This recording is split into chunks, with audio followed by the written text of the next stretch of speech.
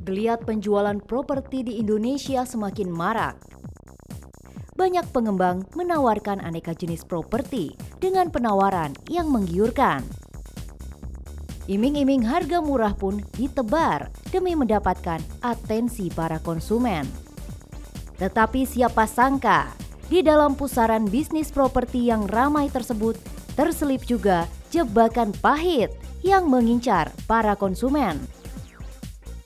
Salah satu penipuan bisnis properti adalah PT Cahaya Mentari Pratama selaku pengembang komplek Multazam Islamic Residen yang terletak di Kabupaten Sidoarjo, Jawa Timur. Modus yang dilakukan oleh tersangka adalah dengan cara menjual kafling serta rumah dengan iming-iming cicilan yang tanpa riba atau tanpa bunga dan tanpa BI checking. Salah satu korban mengungkapkan bahwa ketertarikannya membeli unit rumah di Islamic Multazam Residen adalah karena dijanjikan akan adanya fasilitas sekolah Islami yang berafiliasi kepada salah satu lembaga pendidikan seorang ustadz kondang. Salah satu yang bikin saya tertarik adalah ada rumah tahfidz yang akan dibangun di situ. Selain masjid besar, tapi memang pada saat saya tanya mereka ke marketing, memang dibilang ini kita sudah bekerja sama istilahnya sama pihak wisata hati bahwa di situ akan digunakan untuk sekolah mulai TK, SD, SMP di situ. Lah kebetulan saya punya anak yang masih kecil yang mau masuk ke jenjang SD. Saya pikir ini ya tepat sekali saya beli perumahan di situ. Tidak banyak kejanggalan yang dirasakan oleh para konsumen ketika proses pembelian unit rumah ataupun kafling di perumahan ini. Itu sebab mereka tidak menaruh curiga sedikit pun kepada pengembang. Tetapi setelah sekian waktu berlalu, masalah pun mulai muncul. Jadi kantor yang biasa kami datang untuk membayar itu tutup menjelang Lebaran. Awalnya saya pikir itu tutup hanya untuk libur cuti Lebaran gitu. Tetapi setelah seminggu setelah Lebaran selesai, saat semua orang sudah aktivitas, itu kantor tidak dibuka lagi. Dan saya menghubungi marketingnya juga tidak langsung dijawab. Saya tanya tentang dokumen ini, alasannya bermacam-macam yang masih belum ketemu notarisnya lah apa dan sebagainya gitu. Jadi semakin membuat saya dan suami curiga, ini kok ada perubahan apa gitu. Kemudian lama sih setelah itu tiba-tiba kantor itu berubah jadi warung soto sekarang. Tidak sedikit konsumen yang sudah membayar lunas atas tanah kafling atau rumah yang mereka beli dari PT CMP.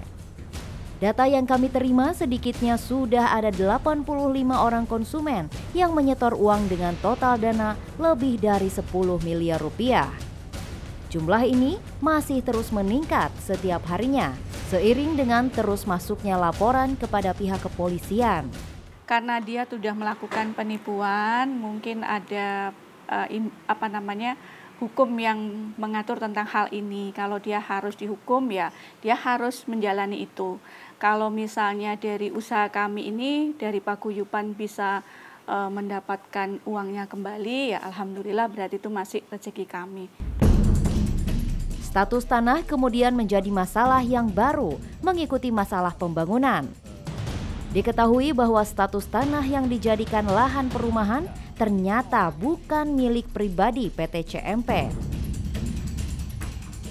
Tanah seluas 6 hektar tersebut diklaim milik Ibu Lailatul Nikmah, warga Karanganyar, yang dijanjikan tanahnya akan dibeli oleh PT CMP. Status tanah yang dijadikan lahan jual beli oleh PT CMP tersebut tidak pernah ada perubahan status kepemilikan. Hal tersebut diperkuat dengan tidak pernah adanya permintaan pelepasan hak oleh Ibu Lailatul Nikmah kepada pihak pemerintah Desa Karanganyar. Statusnya dari pihak CMP hanya menyewa lahan jalan ini.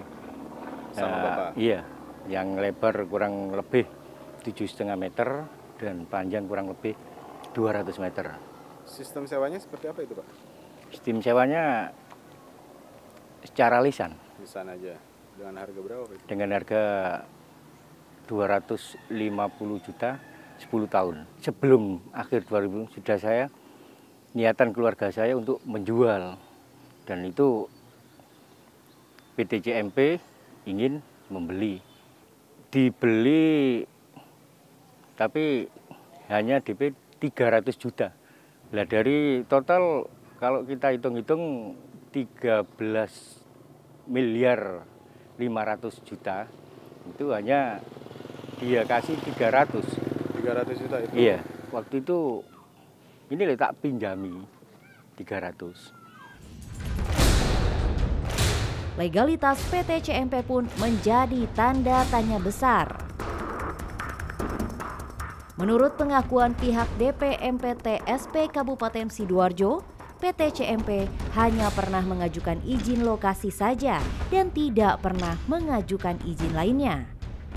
Di izin lokasi itu tertera kita seluas 43,8 hektar.